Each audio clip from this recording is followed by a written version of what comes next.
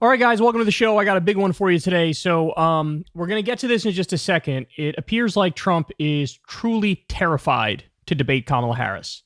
He's making that very clear because he keeps weaseling out of agreeing to a specific debate, place, and time. So we'll get to that. We have Tommy Lauren shockingly turns on Trump. I did not expect this. Now, to be fair, it's just over strategy shit, but nonetheless, criticism is a criticism. We'll dive into that. We also have, before it was just Trump who was sounding desperate against Kamala. Now the virus has spread to right-wing media. And the new line of attack, I'm not kidding, this is not a joke, you'll see the clip, is she hugs people. And that's a scandal to these morons. Okay. All right. If this is the direction you guys want to go, please proceed. Then we'll get to Bill Maher being super creepy with the Hawk Tuah girl. And that, remember the attack line that seems to be landing the most on Republicans is that they're weird. And we have the ultimate checkmate coming from a MAGA radio host. He explains why this line is effective and just how much it's not true. That is one of the funniest clips of the year, so you don't want to miss that. All right, let's go ahead and dive into it. Everybody do me a big favor. Subscribe to the channel. It helps out big time. It costs you nothing. Let's do it. So Trump has now repeatedly posted stuff about how he doesn't really want to debate Kamala, right? So headline here in NPR, Trump posts about a new debate plan and Harris pushes back. Vice President Kamala Harris responded to former President Trump after he posted on social media about switching the date and format of the next televised presidential debate, saying she'd see him at the event, quote, he already agreed to. Then Trump doubled down, quote, I'll see her on September 4th or I won't see her at all. He posted on Truth Social, referring to a debate he says he agreed to with Fox News. Trump, the GOP nominee for president, had originally agreed to debate Biden on September 10th on ABC. But late Friday, Trump wrote that he agreed with Fox News to debate Harris on September 4th on their network. So let's be clear about all this, guys. So he made all this up, right? Like he had agreed to a debate with Biden. He backed out of this debate when it became Kamala Harris. And then he just makes up, September 4th on Fox News. I agree to it. You agree to it? You just made it up. Nobody was saying, hey, let's do September 4th on Fox News. You weren't talking to Kamala's people. You weren't talking to Kamala herself.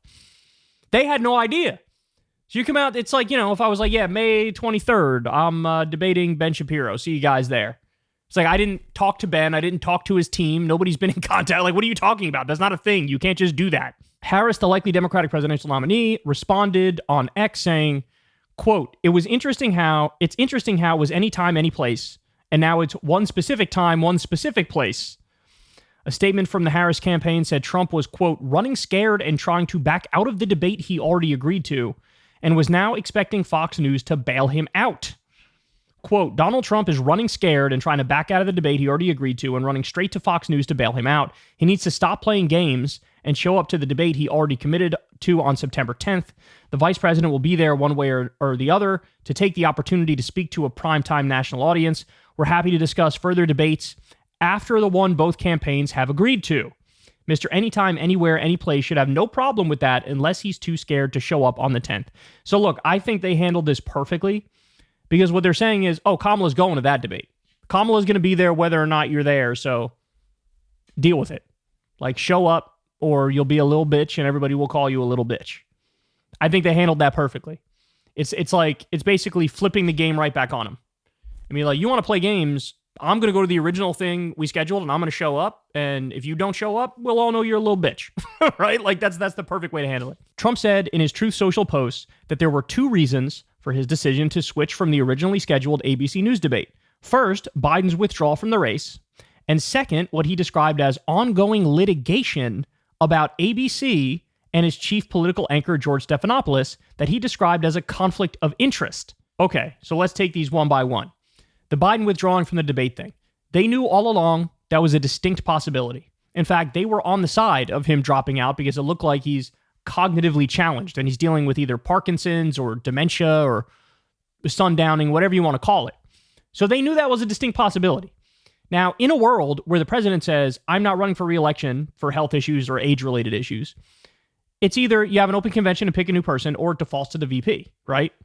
And so it defaulted to the VP. So that's just a weird excuse. Now, on the one about suing, that he's in a lawsuit against ABC News. But when he agreed to the debate originally, he had already sued ABC. So he does the lawsuit.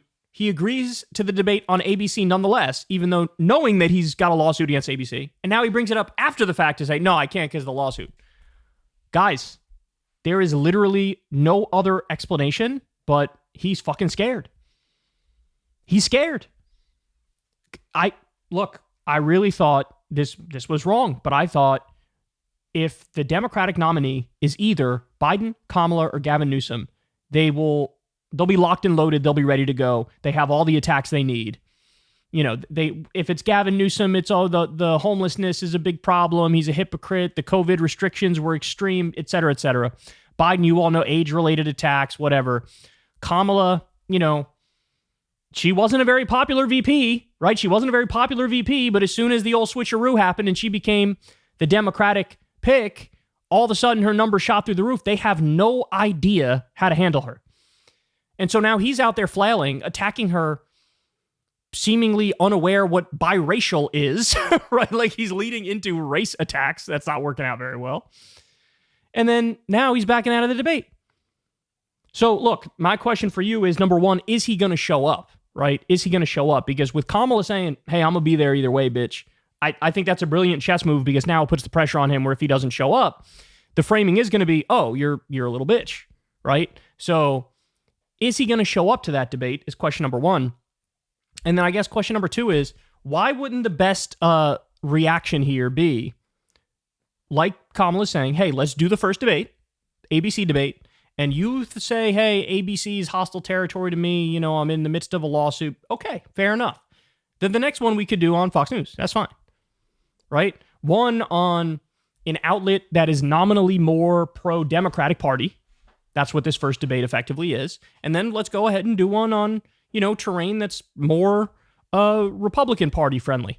And look, to be clear, it's not like ABC is literally rah-rah Democrats, right? They try to have some semblance of professionalism and both sidesism, the sort of neutrality approach. They try to do that. So, you know, by the same token, we'll do a Fox News debate, but it can't be like Sean Hannity is the guy who's the fucking moderator, who's a complete and utter hack. It's got to be one of the more newsy of the Fox News hosts who might lean a little to the right, but at least they try to be somewhat professional. That's the way you handle this. So, look, I think here's the thing. He's clearly scared. Maybe he'll come around and debate her, but I think the thing that would spur him to debate her the most is if he keeps going down and down and down in the polls. Because we've seen this before. In the Republican primary, he was up on every other candidate, and he felt like, well, why the fuck do I have to debate them? I'm 30 points up. All I could do is make it worse for myself, right? I'm not going to go from 30 points up to 33 points up if I do a debate. I could go from 30 points up to 22 points up, though. So why would I subject myself to that? I'm not going to do it. So he didn't. He didn't debate in the primary, right? And so I think his logic was, Biden's brain doesn't work, so I guess I'll debate him. Okay? Seemingly, genuinely scared of Kamala. But if we get to the point where Kamala's up, let's say, 5 points in the average of polls, like right now, she's up maybe 0.5 percentage points in the average of polls. But if she gets up 5 percentage points, then he might feel desperate enough like, well, I have to do something to try to change the nature of the race.